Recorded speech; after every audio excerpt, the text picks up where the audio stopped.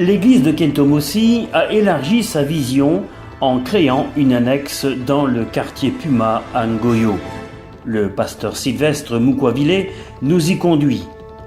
Nous ferons quelques kilomètres sur le goudron et nous le quitterons pour entrer dans les terres sablonneuses de ce secteur. Heureusement que les gens au niveau de l'église sont du quartier parce que franchement en saison des pluies je vois pas comment on peut y arriver jusqu'ici. À pied c'est au moins 1 heure depuis la route goudronnée à pied. Nous sommes attendus par le pasteur stagiaire Alain. À l'heure où nous convergeons vers cette annexe qui deviendra une église reconnue par l'EADC, nous nous contenterons de visiter le local en écoutant Marie-Laurence dialoguer avec les hommes de Dieu. Je suis vraiment contente d'être ici dans l'annexe de Kentomossi, donc l'annexe de Puma. Et c'est la première fois que je viens ici. Et quand je vois l'église, bien je vois que c'est une église constituée. Parce que quand je vois autant de chaises, autant de bancs, je me doute que cette église fonctionne déjà très bien. Alors je vais commencer par le pasteur Sylvestre, parce que comment vous vous êtes arrivé ici à Puma, puisque vous étiez à Kentomossi avant, et comment se fait-il que vous êtes venu évangéliser, parce qu'il a fallu évangéliser pour commencer, pour arriver ici, pasteur Sylvestre. Ok, merci beaucoup. Bon, en fait, depuis Kentomossi, on avait cette vision d'élargir effectivement l'église et qu'il y avait des sœurs, des frères qui sortaient de ce quartier-là.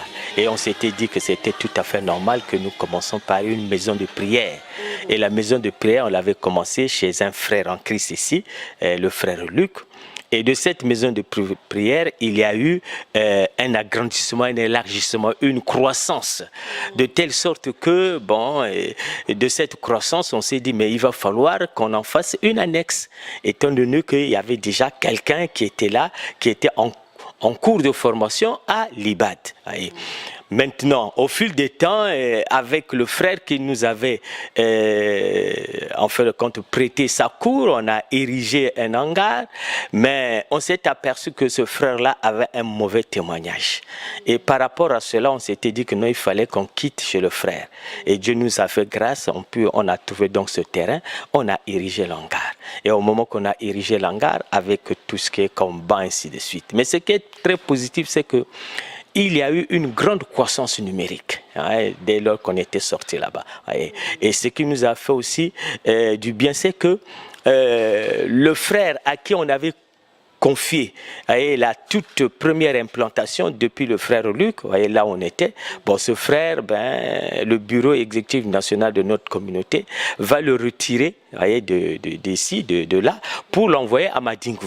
Alors, on était là en train de se poser des questions, et c'est là où le pasteur Mpele va identifier donc Alain. Alain sera donc envoyé à l'IBAD. 3 années après, il est sorti, et là, on l'a consacré comme pasteur stagiaire. L'IBAD, c'est l'école biblique. C'est l'Institut biblique. Là où on forme effectivement, il y a un enseignement théologique et biblique, des futurs pasteurs. Au moment qu'il était à l'IBAD, il animait déjà un peu cette implantation, un peu jusqu'à ce qu'elle ait grandi, qu'elle ait arrivé justement à ce niveau-là. Voilà un peu exactement. Frère Alain, donc tu es ici depuis combien de temps, et donc tu avais à cœur de venir travailler aussi dans ce quartier, n'est-ce pas? Je vais dire oui, j'avais à cœur de venir travailler dans ce quartier, comme papa a su le dire. Depuis qu'on a commencé la cellule, on était toujours là encore très très jeune. On est encore jeune, mais un peu encore très jeune. Oui. Et on était là, les enseignements, les papas venaient de temps en temps enseigner jusqu'à ce que l'église soit implantée, l'annexe soit implantée.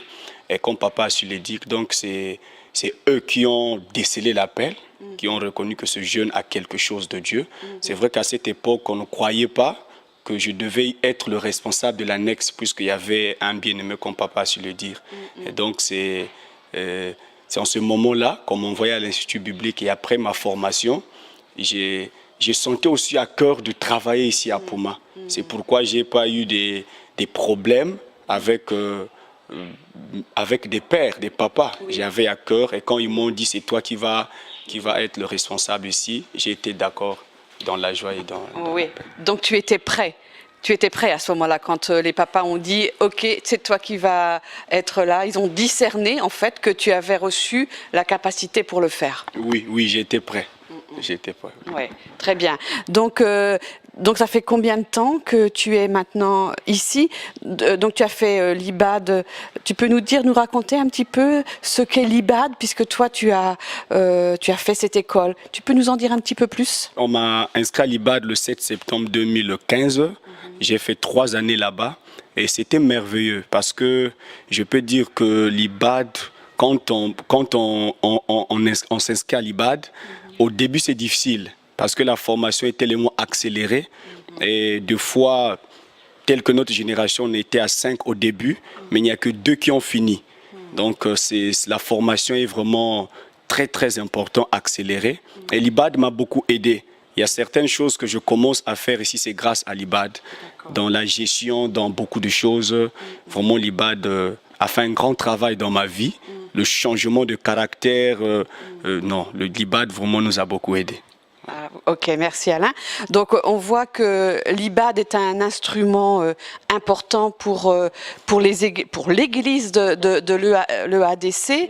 Donc vous, pasteur Sylvestre, vous êtes administrateur, c'est ça, de l'IBAD. Peut-être vous pouvez nous parler plus au niveau peut-être administration, comment ça se passe. Voilà, pour ceux qui vont nous regarder, peut-être ils ne savent pas à quoi ça correspond, un institut biblique. Peut-être vous pouvez nous en dire beaucoup plus. Ah oui, c'est ça. Bon, vous savez qu'au niveau de notre communauté, Église des Assemblées de Dieu du Congo, il y avait un besoin qui était donc ressenti, c'était le besoin de la formation des serviteurs. Et c'est dans ce contexte-là qu'un institut biblique a été donc implanté avec l'aide de la mission américaine. Cet institut, en fait de compte, est là pour équiper les serviteurs de Dieu, afin qu'ils soient performants dans la mission du Seigneur. Parce qu'aujourd'hui, on ne peut pas se dire que non, on va en mission sans pour autant qu'on ait une formation. La formation sert à quoi? Mais la formation sert tout d'abord à recevoir la parole de Dieu. Cette parole que nous recevons vient pour pouvoir nous transformer. Comme dit l'apôtre Paul, voyez, le renouvellement, tu vois, de notre intelligence. Voyez un peu. Donc, tous ces serviteurs qui vont là-bas, l'objectif tout d'abord, c'est être transformés. Voyez un peu. Et que notre intelligence, voyez, soit renouvelée. Voyez un peu. Parce que nous avons acquis par-ci, par-là, beaucoup de choses, voyez, et que il est difficile qu'on se mette à servir le Seigneur avec toutes ces choses-là. Mais or, ces choses-là doivent être remplacées par la parole puissante de Dieu. En fait, on aide l'homme de Dieu à ne plus accepter avec son intelligence la parole de Dieu, mais accepter spirituellement la parole puissante de Dieu. De telle sorte qu'il soit capable de nourrir les autres et d'apprendre aux chrétiens de se nourrir aussi de la parole de Dieu. Voilà l'importance effectivement de cet institut. Et nous sommes très contents. Sur le plan administratif, bon, c'est un institut qui est dirigé par un directeur, un peu le pasteur Mbani Constant Mazou.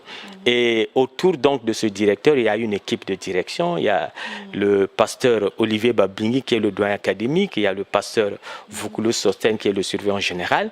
Il y a le pasteur Sylvestre, donc moi-même, qui suis à l'administrateur. Et il y a le pasteur Bavidila Jean-Claude qui est le bibliothécaire. Voilà un peu, c'est ça. Bon, c'est que c'est un institut qui a un programme qui a été certifié par le SAFT. Le SAFT, c'est le service chrétien pour la formation théologique, en fin de compte. Donc, c'est un programme qui est conçu, vous voyez, accepté, agréé, validé, vous voyez un peu. Maintenant, la mise en œuvre, c'est que nous avons 2 options. Et la première option, c'est pour tous ceux qui sont appelés, voyez, appelés au service du Seigneur, comme pasteur, apôtre, ainsi de suite. Vous voyez un peu. Maintenant, pour ceux-là, ils sont obligés de faire l'option matin. Et ils font 3 années comme notre bien-aimé, le pasteur Alain. Maintenant, il y a la deuxième option, c'est l'option soir. Ça, c'est pour des laïcs. Vous voyez un peu, des anciens, des diacres et autres. Tous ceux qui ont des responsabilités dans l'Église, nous les encourageons effectivement de recevoir cette formation. C'est des formations sous forme modulaire. C'est par module. Vous voyez un peu, par exemple, cette année, ils ont commencé hier. Est-ce que vous voyez un peu? Donc, c'est ça. Nous sommes très contents que Dieu ait permis qu'on ait vraiment cette école parce que c'est un outil qui permet de perfectionner les hommes de Dieu, voyez, en fait que ces derniers aient cet équipement pour se lancer dans la mission du Seigneur. Donc, c'est seulement pour la communauté OR2C ou bien c'est ouvert aussi aux autres communautés, cet institut? Okay. L'institut, en fait de compte, est ouvert pratiquement au corps de Christ. Mais il y a quand même un certain nombre de conditions qu'il faut remplir. Parce que pour venir s'inscrire à l'IBAD, voyez, il faudrait que votre pasteur, voyez, fasse une lettre de témoignage. Voyez un peu, il y a une lettre de témoignage et puis il vous recommande, bien sûr.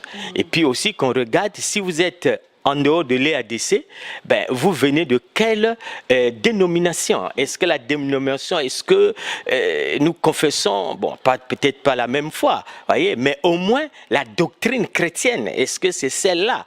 Parce qu'on n'a pas envie de recevoir des étudiants qui arrivent après au cours d'examen, de la mise en œuvre de certains modules, tels que par exemple le ministère de la Puissance. Vous voyez, il y a tellement trop d'enseignements désordonnés qui n'ont même pas une base biblique et c'est des débats inutiles. Non, non, non. Donc il y a quand même un filtre. Voyez? Il y a un filtre tout à fait.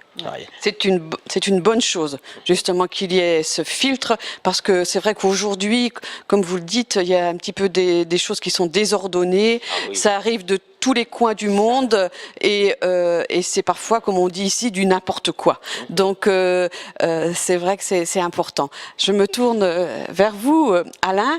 Donc, maintenant, vous êtes pasteur stagiaire ici, si j'ai bien compris, dans cette annexe. Et alors, quel est un petit peu, comment vous fonctionnez dans une semaine, par exemple? Quel est votre travail? Vous êtes à plein temps? Oui, ok.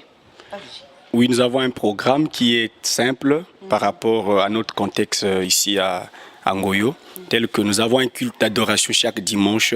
Et dans la semaine, nous avons un culte de mardi, tel qu'aujourd'hui, à 16h30, de 16h30 à 18h pile.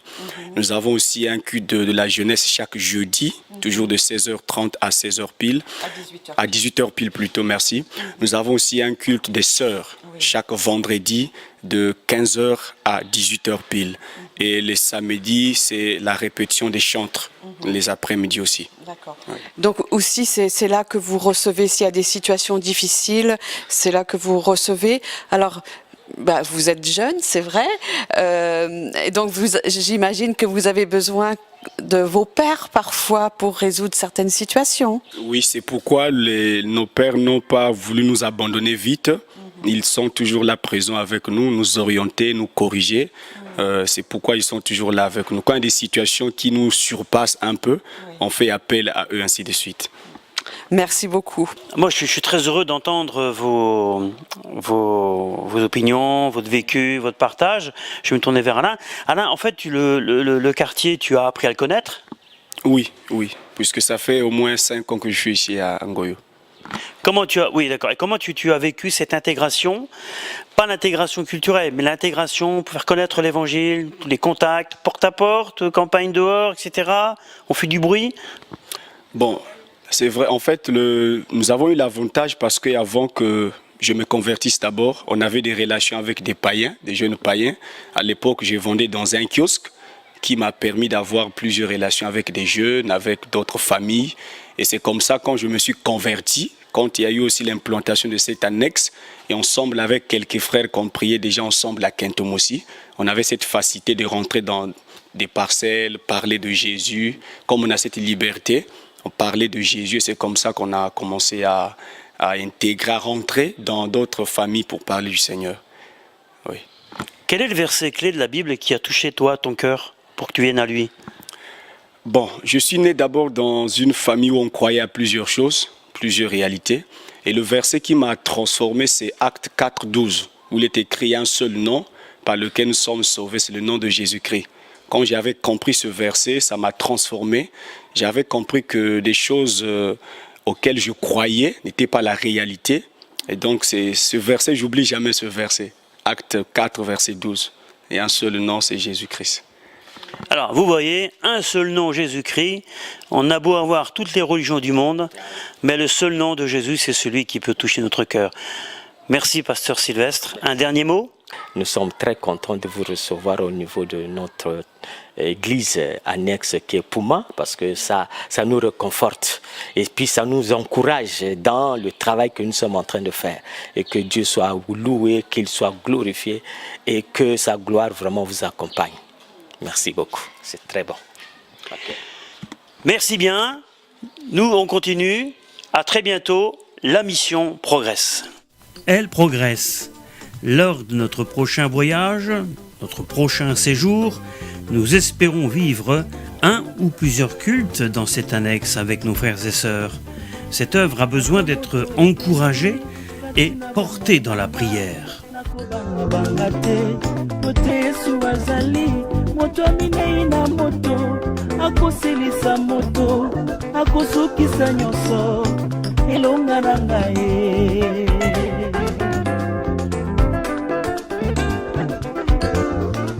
Le pasteur Sylvestre nous emmène cette fois vers l'église de Kentomosi. Nous sommes toujours sur la route de la frontière. L'œuvre de Kentomosi a aussi son histoire, sa croissance et son parcours de foi. Je rappelle que Kentomosi veut dire en Munukutuba une seule femme.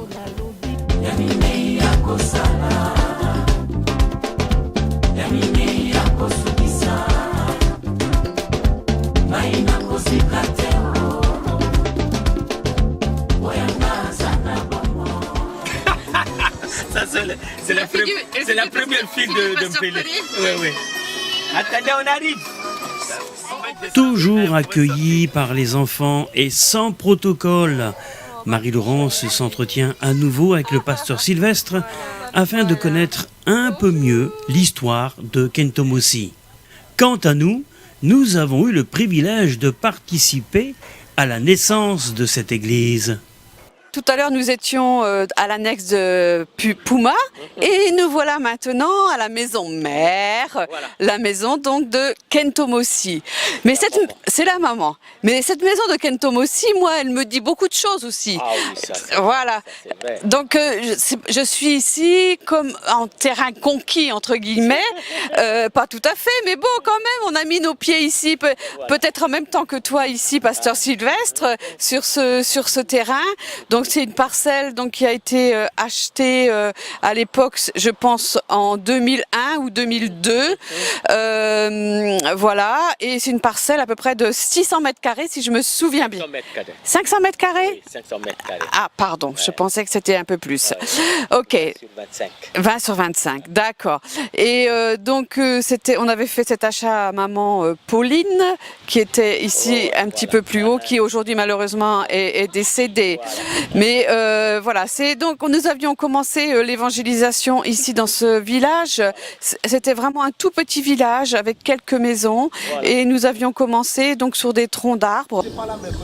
Et oui, sur des troncs d'arbres.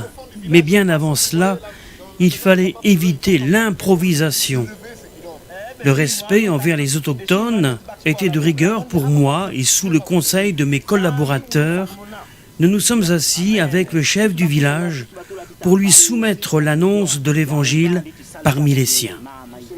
Il en a été ainsi, il en a été ravi, et c'est avec la simplicité du cœur que les pages de nos Bibles se sont ouvertes. Les premiers convertis de l'église de Ngoyo, Eric, Bruno, prennent leur place non seulement en tant qu'autochtones, mais aussi pour parfaire leur formation de disciples dans la vision d'implantation par l'évangélisation. Ceci ne peut que stimuler notre foi, notre cœur de missionnaire. Les premiers rudiments de la parole de Dieu dispensés, il faut passer à l'étape supplémentaire. Solidarité internationale, avec un soutien total, nous a permis d'avoir un terrain. Ici, nous sommes sur le terrain de l'œuvre de Dieu à Kintomossi. Déjà, on a acheté tout le matériel qu'il nous faut. On attend que les poteaux pour le vendredi. Et puis, d'ici samedi, lundi, on va transporter le matériel. Et la semaine prochaine, on pourra commencer à construire l'hangar de la cellule de Kintomossi. Je suis dans la joie, une joie immense. Je suis dans l'émotion. D'abord, c'est de la joie entre nous chrétiens parce que nous avons reçu une part de la somme qui nous a permis d'obtenir la parcelle et le matériel pour la construction de l'œuvre du Seigneur. Que le Seigneur bénisse tous ceux qui ont contribué ici à Kintomossi pour la construction de l'église. Moi aussi, c'est une grande joie pour moi. Je crois que tout est déjà prêt. Je crois, la semaine prochaine de lundi, on pourra venir débuter et voir comment est-ce que les frères de Kintomossi vont vraiment être voués pour travailler. Et je viendrai rendre compte chez Maman Marie-Laurence. Il y a un rythme symbolique on entend derrière parce que nous avons les moutons derrière et ça joue un grand rôle spirituellement. Et qu'est-ce que ça représente, les brebis? Le brebis Ce sont les brebis, en fait, c'est pas les moutons. Hein. Oui, les brebis représentent en quelque sorte c'est-à-dire les chrétiens. Les brebis représentent les chrétiens. Donc dans l'église, quoi, il faut bien voir. Et c'est déjà un premier pas d'avance, déjà. Avant que physiquement les chrétiens arrivent sur place, il y a déjà les brebis qui sont derrière. Alors à Kintomossi, est-ce qu'il y a des brebis égarées, des brebis perdues ou des brebis déjà appelées par le Seigneur? Bon, jusqu'à présent, il y a pas mal de gens qui se donnent déjà, mais s'il faut bien regarder, il n'y a pas encore normalement des conversions réelles. Donc on est en train de regarder et dans quelques mois, on pourra, après d'avoir construit l'hangar, on pourra savoir les gens qui vont se donner pour suivre le Seigneur Jésus-Christ. C'est déjà donc, c'est toujours au stade de l'évangélisation. Oui, nous sommes déjà, pour l'instant, on est en train de battre campagne sur l'évangélisation pour que les gens puissent savoir et découvrir l'œuvre du Seigneur. Découvrir l'œuvre du Seigneur, c'est découvrir l'œuvre de Christ dans le cœur de ces villageois. Ils s'approchent petit à petit dans ce lieu. Ils viennent avec leurs fardeaux, leurs soucis, leurs maladies et leurs croyances animistes et syncrétistes.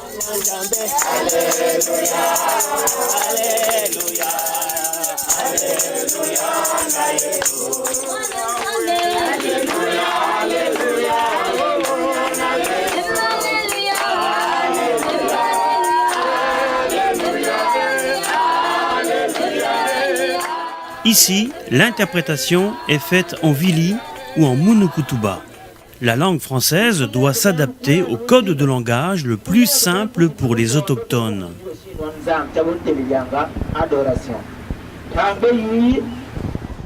À l'exemple de cette maman âgée qui tient son Nouveau Testament à la main, certaines personnes ne savent ni lire ni écrire. La SIL, Société internationale linguistique, est implantée à Pointe-Noire pour la traduction du Nouveau Testament. Alléluia. Oh, merci Seigneur de nous avoir encore donné cette souffle de vie ce matin, Seigneur. Oh Père éternel, merci de nous avoir encore réunis dans ce...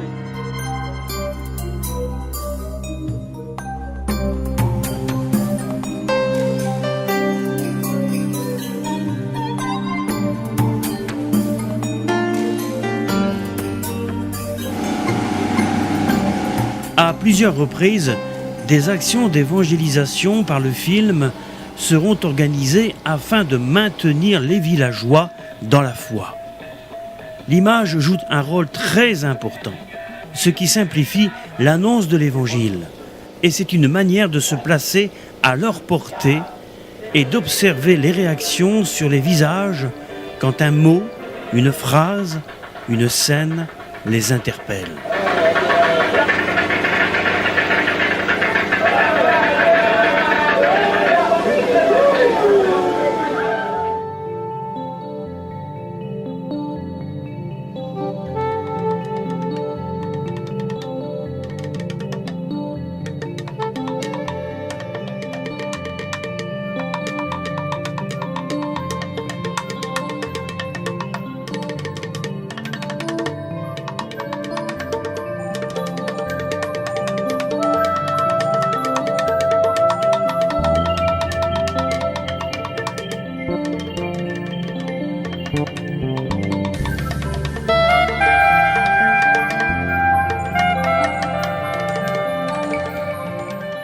Aujourd'hui, le Seigneur a fait vraiment a fait beaucoup de grâce, beaucoup de faveurs, mais aussi il y a eu beaucoup de travail, n'est-ce pas, Pasteur Sylvestre? Voilà. Mais en fait, ce que vous constatez aujourd'hui, c'est tout d'abord le travail que vous avez fait. Parce que ça, c'est un arbre. Mais cet arbre a commencé par une semence. Une semence qui a été jetée quelque part. Et cette semence a été jetée par vous. Vous, c'est-à-dire ton mari et toi-même. Voyez un peu, vous avez jeté la semence. Et de cette semence-là, ça a commencé par une petite plante. Jusqu'à ce qu'aujourd'hui devient un arbre. Oui, Pasteur Sylvestre, un arbre qui a été constitué de diverses semences créatives. L'implication et la complicité de serviteurs de Dieu pour la proclamation de l'évangile à Kentomosi a été un encouragement puissant. Le pasteur Jean-Claude Bavidila de l'EADC était engagé à l'époque avec Campus pour Christ. Équipé d'un matériel audiovisuel conséquent, les villageois et les premiers chrétiens ont bénéficié de la projection du film Jésus en Vili. Bon, tu vois il y a l'indication là. Tu vois, quand c'est F, c'est full. Pour installer tout ce matériel, il faut à peu près une demi-heure. Voilà pourquoi nous venons plus tôt, le temps d'installer et tout ça, et puis le temps d'animer aussi pour attirer aussi le monde. Donc avant 18h en principe, nous sommes déjà prêts pour la projection.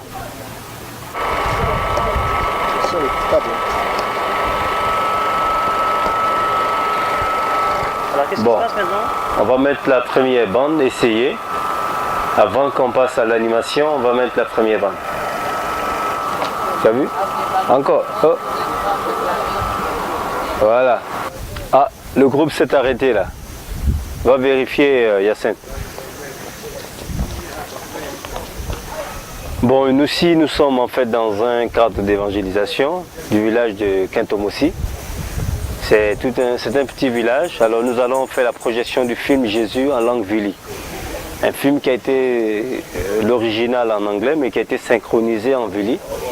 Et pour permettre au public de ce village de suivre directement ce film dans leur propre langue. Donc, est-ce que tu peux rappeler dans combien de langues déjà ce film a été Ce film a été tourné dans plusieurs langues, des centaines de langues, mais chez nous au Congo, nous sommes à la 7e langue. Il a été fait en Lingala, en Mulukutuba, en Boshi, en Teke, en Bembe et en Lari aussi, et maintenant nous l'avons en Vili.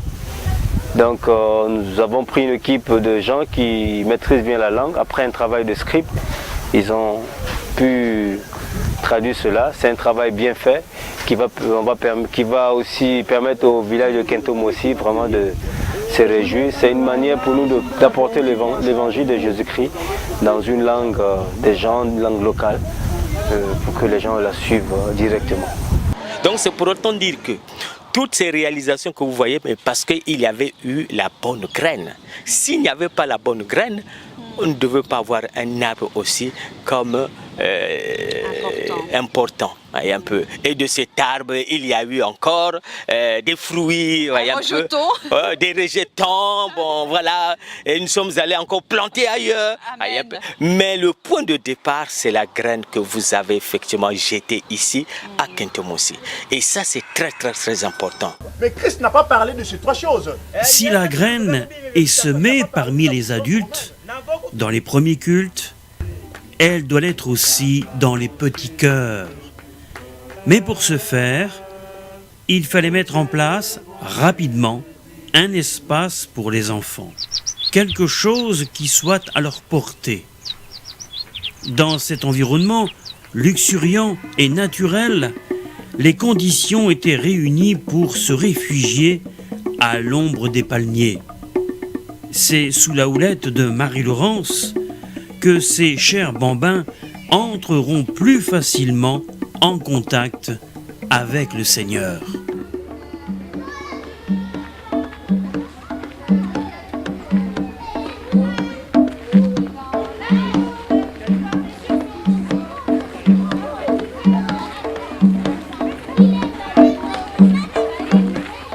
c'est toute une découverte pour Marie-Laurence. C'est l'apprentissage des bases en mode lecture, Vili ou Munukutuba, bien entendu en français, de quelques brochures illustrées qui faciliteront le dialogue avec les enfants.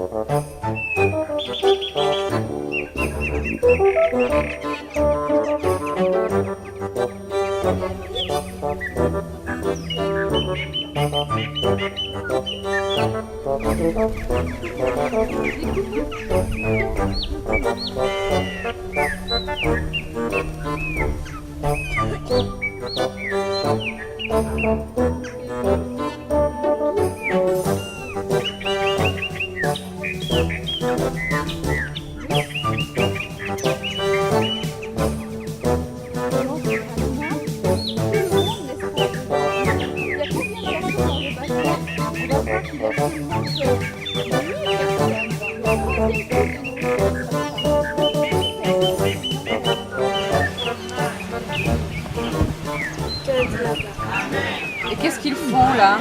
Ils sont, comment on peut dire? Est-ce qu'ils sont méchants? Alors dis-le dans ta langue. Dis-le. Que les hommes sont méchants. Bien entendu, le but est de faire participer ces enfants à la lecture des petites histoires bibliques.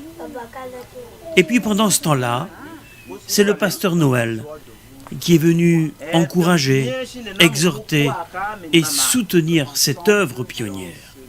Et cela était très important, pas seulement pour nous, mais pour les premiers fidèles qui s'attachent au Seigneur.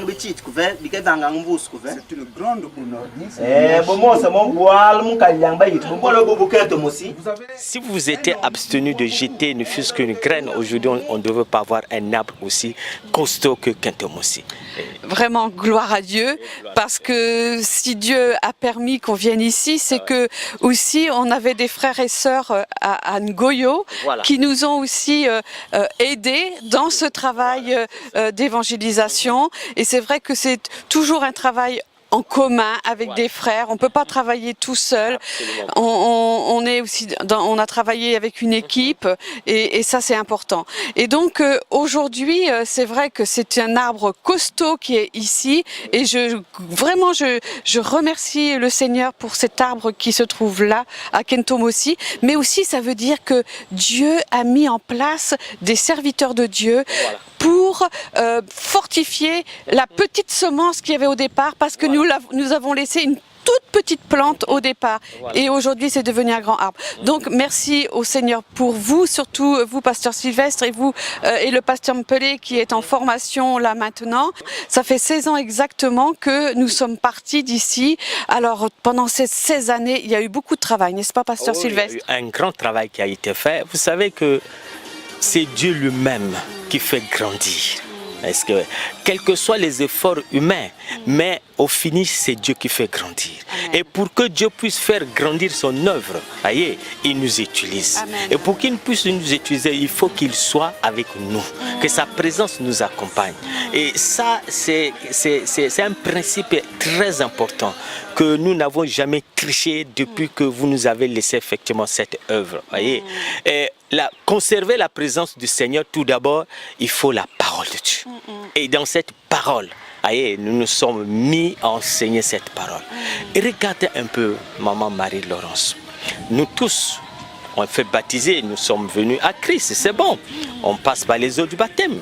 Mais Christ a été clair. Il a dit, voyez, celui qui ne peut pas prendre sa croix et me suivre n'est pas digne d'être mon disciple. C'est un élément très important et nous avons focalisé l'action là-dessus. Parce qu'au premier abord, il fallait faire un peu de l'évangélisation de porte à porte, voyez un peu. Voyez, après au moins 5 ans, 6 années d'évangélisation de porte à porte, on s'est dit, il va falloir asseoir maintenant ce peuple-là, le faire asseoir par l'enseignement. Et le premier enseignement, c'est être disciple de Christ. Que veut dire porter sa croix? Oh, maman Marie-Laurence, ce que vous voyez là, même dimanche, vous verrez, ces hommes et ces femmes, c'est des gens qui ont pris chacun leur croix et suivent Jésus-Christ. Parce qu'il faudrait que chaque chrétien soit capable de s'identifier, voyez, aux souffrances de Christ, à la mort de Christ, à l'ensevelissement et à la résurrection de Christ. Comment peut-on reconnaître les caractères de Christ en nous si je ne porte pas ma croix? Non, voyez un peu. Si je ne suis pas capable de me sacrifier, voilà l'enseignement que nous avons porté. Voyez un peu. Et maintenant là, il est question de consolider cet enseignement par le réveil spirituel. Le réveil spirituel qui nous amène à faire la mission du Seigneur. Un peu c'est ça. Oui, je comprends bien cette manière de faire parce qu'il y a des principes bibliques et ces principes bibliques, c'est vrai, vous les respectez dans l'engendrement. Et l'engendrement se fait uniquement par la parole de Dieu, par les enseignements. Est-ce que c'est ce que vous avez développé tout au long de ces années, de ces 16 années? C'est vrai, vous avez dit évangélisation, puis enseignement. Et c'était bien la vision du départ. Évangélisation, enseignement. Je me souviens très très bien. Donc cette vision, elle continue et c'est ça qui est extraordinaire. Alors aujourd'hui, donc c'est une église qui comporte maintenant plusieurs centaines de personnes, c'est ça? Oui, tel que Kintomosi, qui est l'église mère, actuellement, on doit avoir au moins près de 150 chrétiens baptisés. Voyez un peu là, le samedi, par exemple, il y aura un service de baptême. Et puis, ce qui est bien, on a des collaborateurs autour de nous. Ils sont formés et sont capables effectivement de faire le travail du pasteur, voyez, mais sous le contrôle effectivement du pasteur. Là vous verrez par exemple samedi, c'est pas moi qui vais baptiser, ni le pasteur Mpélé, mais ce sont les collaborateurs. Amen. Par exemple le coup de baptême, le coup d'affermissement, ce sont ces collaborateurs là, voyez, et c'est ça qui est un acquis effectivement très important. Alors là on ne sait pas s'il y a de la boue ou pas, le pasteur va tester, voir si c'est du liquide ou du dur. Il va falloir passer avec la voiture sur ce truc-là. En arrière-plan, vous l'entendez, un artisan qui découpe de la ferraille, certainement avec une tronçonneuse.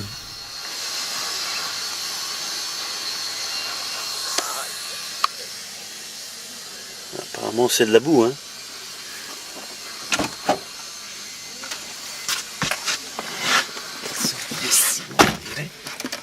Ciment dur? Un peu dur. Ça va aller. C'est quelqu'un qui a déversé du ciment et qui commence à durcir petit à petit. Donc on peut y aller tranquillement.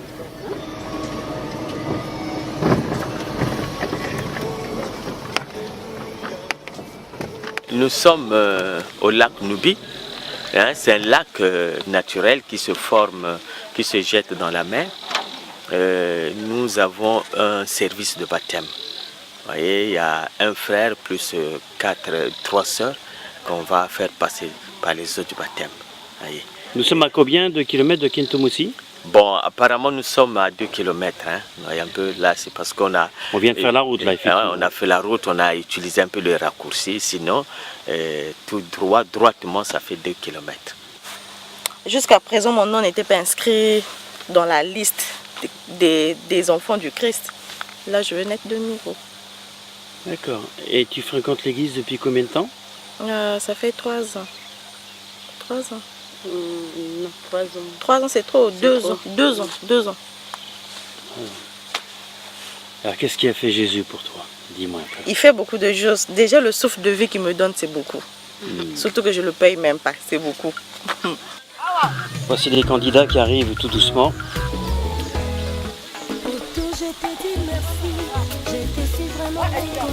Délégation qui vient accompagner, encourager ceux qui vont mouiller leur chemise. Oui. Celles et ceux. Ah, Sont tous courageux, certains sont venus à pied. oui, tous à pied.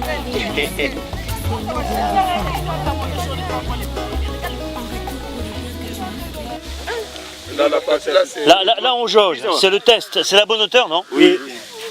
On essaie. On essaye de tâtonner là où... Bon, là c'est bon, là il y a la boue, ici il y a du sable. Ok. Donc c'est bien ici. de travailler ici.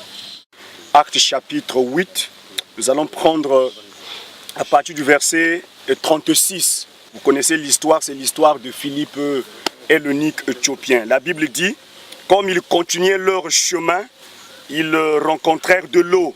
Et l'eunuque dit, voici de l'eau, qu'est-ce qui empêche que je sois baptisé? Philippe dit, si tu crois de tout ton cœur, cela est possible. L'eunuque répondit, je crois que Jésus-Christ est le Fils de Dieu. Il fit arrêter le char. Philippe et l'eunuque descendirent tous deux dans l'eau, et Philippe baptisa l'eunuque. Quand ils furent sortis de l'eau, l'Esprit du Seigneur enleva Philippe, et l'eunuque ne le vit plus, tandis que joyeux, il poursuivait sa route. Amen. Amen. Donc c'est l'histoire de l'eunuque éthiopien avec le diacre Philippe. L'eunuque, c'est cet homme qui venait à Jérusalem pour adorer le Seigneur, mais Dieu voyait l'état de son cœur, qu'il voulait connaître Dieu, il voulait connaître le Messie. Alors Dieu va parler à Philippe par la voix d'un ange. Philippe va partir dans la direction où l'eunuque éthiopien était en train de repartir chez lui. En partant en chemin, quand Philippe va voir l'eunuque éthiopien, il constate que l'eunuque était sur son char, en train de faire la lecture dans les parchemins, là où il était écrit un passage qui parlait de Jésus-Christ, donc la prophétie qu'Ésaïe avait faite au sujet du Messie qui devait mourir pour le salut de l'humanité. Et quand Philippe va voir l'eunuque éthiopien, il va lui poser la question, comprends-tu ce que tu lis? L'eunuque va dire, mais comment je vais comprendre si personne ne m'explique?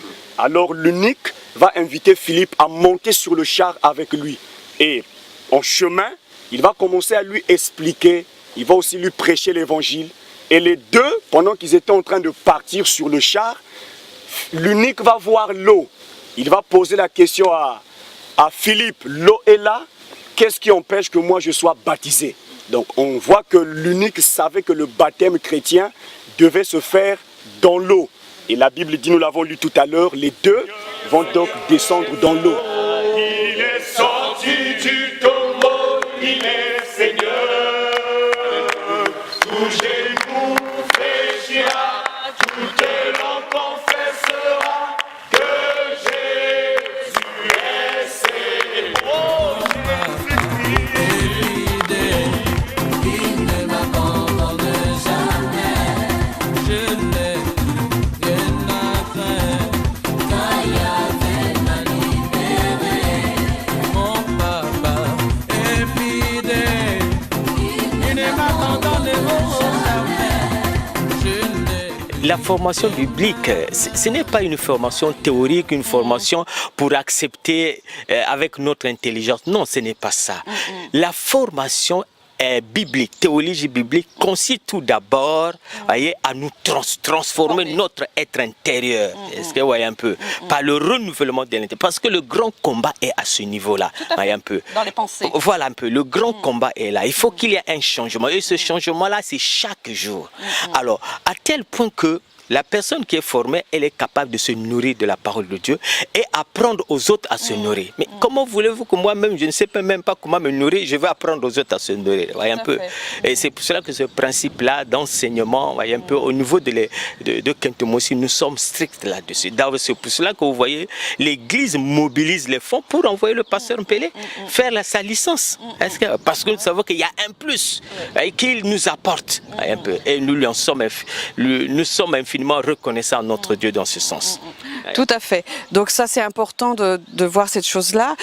Là nous sommes vraiment en, comment dire, dans un village, dans un quartier de Pointe-Noire qui est quand même assez reculé de Pointe-Noire. Et ici donc, oui, des zones périphériques de Pointe-Noire. Et ici donc les fidèles viennent d'où? De ce quartier ou bien de beaucoup plus loin? Bon. les fidèles que nous avons ici, c'est un peu le contraire de Puma. Voyez. Ici, nous avons 60% qui viennent des autres quartiers. Donc, carrément, hein, les quartiers de Pont-Noir. Et 40% sont des sédentaires. Voyez. Mais ce qui est bien, tu vois, au départ, c'était pratiquement 80% qui venaient de l'extérieur. Un peu. Au fur et à mesure qu'on avance, on constate que ce taux-là des sédentaires est en train effectivement de s'améliorer, voire augmenter. Voilà. Alors, pour quelle raison? Est-ce que c'est à cause de l'enseignement que les gens viennent de si loin? Parce qu'il y a un bon enseignement ici? Bon, il y a un problème de témoignage tout d'abord. La manière dont nous vivons l'évangile. Et aujourd'hui, on peut être un bon orateur, on peut venir enseigner. Mais il faudrait que ce que nous enseignons là, nous puissions le vivre. Un peu. Dans nos quartiers, les gens voient. Les chrétiens voient. Ils savent que non, un tel homme de Dieu, tel frère qui fréquente Kentomosi, ils ont un bon témoignage. Parce qu'ici, nous avons développé, premièrement, un mouvement de prière, tu vois, suivi de la parole de Dieu. Donc ça veut dire que chaque chrétien aussi, ici au moins près de 60% des chrétiens ont une vie de prière très active. Deuxièmement, nous avons ce mouvement de sainteté, tu vois, la crainte de Dieu. Non, je ne crains pas Dieu parce qu'il y a le pasteur Sylvestre qui est là. Non, je crains Dieu parce que je sais qu'il est avec moi. Et si je commets une erreur, je suis obligé de me repentir le plus rapidement possible. Sinon, Dieu ne sera plus avec moi et je ne pourrai pas être efficace dans le travail. Donc, il y a ça. Et ça, les gens le voient. Voyez. Troisièmement, c'est ce mouvement de communion fraternelle. Oh, ma soeur Marie-Laurence, ça c'est un grand atout. Voyez. Dès lors qu'on est informé que telle personne, tel frère, telle sœur a telle situation. Vous voyez, c'est tout un mouvement qui se mobilise. Un peu. Nous avons aussi un système dans la communion fraternelle, ce qu'on appelle la solidarité. Lorsque quelqu'un est éprouvé, lorsque quelqu'un est hospitalisé, voyez un peu, on est obligé de se collecter, de cotiser un peu d'argent pour le soutenir, voyez un peu, de l'assister, voyez un peu. Et ça matérialise vraiment la communion fraternelle en Jésus-Christ. Et c'est le dernier élément, c'est le mouvement de Pentecôte, avec le baptême du Saint-Esprit, accompagné de par de langue, et plus les dons spirituels. Alors nous mettons un accent là-dessus. Donc si bien que un chrétien de Kentomosi, quand il se retrouve quelque part, non, on l'identifie le plus rapidement. Voyez un peu. Donc ce sont ces 4 mouvements-là. Donc ça forme un petit peu les 4 pieds de l'église, si je peux dire. Alors ce que je peux voir depuis qu'on discute ensemble depuis Puma et ici, c'est que vous responsabilisez vos jeunes qui sont appelés par Dieu, mais aussi vous êtes là quand même. Vous êtes là comme une sécurité autour d'eux et ça c'est quelque chose de très important. Ah oui, c'est très important. Vous savez, dans l'œuvre du Seigneur, il faut suivre ce que Dieu vous dit. Regardez un peu. Un bon matin ici, c'est moi qui étais le responsable. Voyez. Mais Dieu m'a dit non, laisse cette affaire. Voyez. Cherche un jeune pasteur qui va diriger l'église de Kentomosi. Alors, si je n'ai pas écouté la voix du Seigneur, je parie qu'on ne devait pas arriver, tu vois, à de tels résultats. Voyez. Donc ça voulait dire quoi? Ça voulait dire tout simplement, j'ai écouté la voix du Seigneur. Voyez, Dieu a permis qu'on puisse identifier. Le pasteur Mpele, il est venu. Voyez, on l'a nommé responsable. Et les autres me posaient la question, mais pasteur, qu'est-ce que tu vas devenir? Mais j'ai dit, mais qu'est-ce que je vais devenir? Mais Dieu sait exactement ce que je vais faire. Et je vais jouer mon rôle de mentor et je vais jouer mon rôle d'entraîneur, de coach. Le Seigneur veut que tout le monde, tout le corps de Christ s'implique dans l'œuvre de Dieu. Selon les dons. Selon les dons reçus, donnés par le Seigneur. Oui, qu'as-tu ce que tu as? Voilà. C'est le Seigneur qui donne de toute manière. Et après, on fait avec ce que Dieu donne. Et on ne fait pas on fait pas le travail de l'autre, mais on fait ce que Dieu nous donne de faire. Est-ce que, Pasteur Sylvestre, vous avez quelque chose d'autre à ajouter de ce petit enfant? En fin de compte, ce que nous pouvons dire, c'est tout simplement remercier notre Dieu. Parce que le Saint-Esprit a permis que nous puissions offrir nos corps, nos esprits, notre âme, voyez, entre ses mains, afin qu'il puisse s'en servir. C'est ça qui est très, voyez un peu. Il se sert de nous, voyez, de telle sorte que nous faisons des choses pour sa gloire. Ce n'est pas pour nous, là, on va faire ceci, parce que non, on le fait pour sa gloire. Et nous lui en sommes infiniment reconnaissants. Et si le Seigneur se sert des adultes, il se sert aussi des jeunes. Un petit coup d'œil. Je joue au football. Mais alors, tu es quelle position? Donc je suis un excentré gauche. On fait aussi les matchs des évangélisations. inviter nos frères qui sont encore dans les ténèbres pour se familiariser avec eux, pour qu'on trouve les bonnes positions d'annoncer l'évangile. C'est bien, la jeunesse, beaucoup de jeunes, hein? En tout cas. Alors, Kentomosi, ah, ça devient la ville ou le village? Presque une ville. Presque une ville, hein? Presque une ville. Ah. C'est presque une ville. C'est presque une ville. Presque. Non, c'est dans un quartier. Mais quoi, ça c'est une fenêtre ou une porte? Ah, dis donc, l'escalier...